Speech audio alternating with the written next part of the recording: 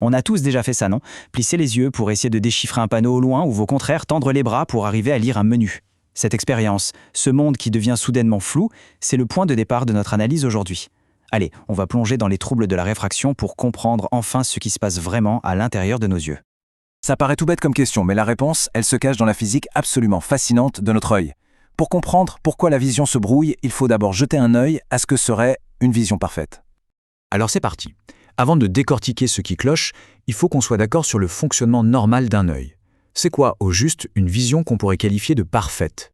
En ophtalmologie, en gros, il y a deux cas de figure. D'un côté, on a l'œil hémétrope. C'est l'œil idéal, celui où la lumière se focalise pile au bon endroit, sur la rétine.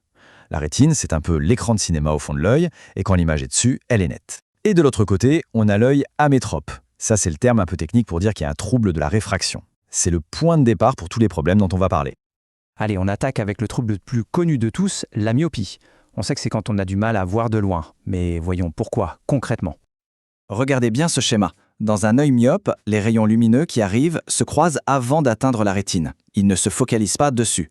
Alors pourquoi? Soit parce que l'œil est physiquement un peu trop long, soit parce que sa cornée, la lentille transparente à l'avant, est trop bombée.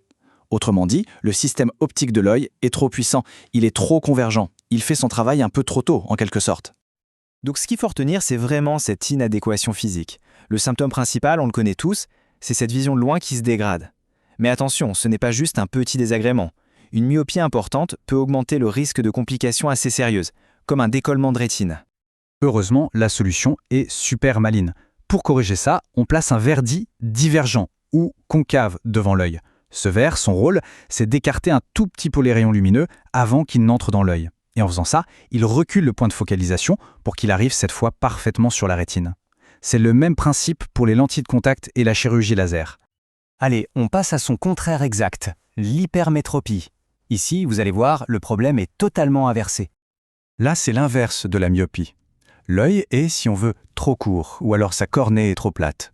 Le résultat, le point où les rayons devraient se croiser se retrouve derrière la rétine. Le système optique de l'œil, cette fois, n'est pas assez convergent, pas assez puissant. La cause, c'est donc un œil un peu trop petit ou une cornée pas assez bombée. Mais ce qui est piégeux avec l'hypermétropie, ce sont les symptômes. Ce n'est pas toujours juste une vision floue. En fait, l'œil passe son temps à forcer, à accommoder, pour essayer de ramener l'image sur la rétine. Et cet effort constant, ça épuise. D'où cette fameuse fatigue visuelle et ces maux de tête chroniques que parfois on n'explique pas. Pour la correction, on suit la même logique, mais à l'envers. On va utiliser des verres convergents ou convexes. Ils vont donner un petit coup de pouce à l'œil en faisant converger les rayons un peu plus tôt pour que l'image atterrisse pile au bon endroit. Pour que ce soit bien clair, mettons-les face à face. La myopie, un œil trop puissant, trop convergent, l'image se forme en avant de la rétine et c'est la vision de loin qui est floue. L'hypermétropie, un œil pas assez puissant, pas assez convergent, l'image se forme en arrière et ça provoque de la fatigue et des maux de tête. On voit bien que c'est une opposition physique pure. Bon, on a vu les cas simples de longueur. Maintenant, on va compliquer un tout petit peu les choses avec l'astigmatisme. Ici, le problème est différent. Le mot-clé ici, c'est l'irrégularité. Imaginez la cornée. Normalement, elle est bien sphérique, comme un ballon de foot. Chez un astigmate, elle a plutôt la forme d'un ballon de rugby. Cette forme ovale signifie que la courbure n'est pas la même dans toutes les directions. Et la conséquence de ça, c'est que la lumière ne se focalise plus en un seul point, mais en deux points différents. Et cette double focalisation, qu'est-ce que ça donne en pratique? Une image qui est floue, un peu étirée, déformée, parfois on peut même voir double. Et ça, que ce soit de près ou de loin. C'est donc vraiment cette forme de ballon de rugby qui est en cause. Et c'est important de le diagnostiquer correctement parce que parfois, un astigmatisme peut être le signe d'autres pathologies qu'il faut surveiller, comme le kératocone. Alors, comment on corrige une surface qui a la forme d'un ballon de rugby? Avec une lentille qui a la forme exactement inverse. On utilise des verres spéciaux qu'on appelle cylindriques ou des lentilles toriques. Leur job, c'est de compenser précisément cette courbure inégale de la cornée pour ramener les deux points de focalisation en un seul. Et hop, la vision redevient nette. Et on termine avec celui qui, soyons honnêtes, nous guette presque tous un jour, la presbytie. Ce n'est pas vraiment une maladie, mais plutôt un signe tout à fait naturel du vieillissement de l'œil. Cette fois, le problème ne vient ni de la longueur de l'œil, ni de la forme de la cornée. Non, le coupable, c'est le cristallin. C'est la lentille naturelle qu'on a à l'intérieur de l'œil et qui se bombe pour faire la mise au point quand on regarde de près. Avec l'âge, généralement après 40 ans, ce cristallin perd de sa souplesse, il durcit un peu.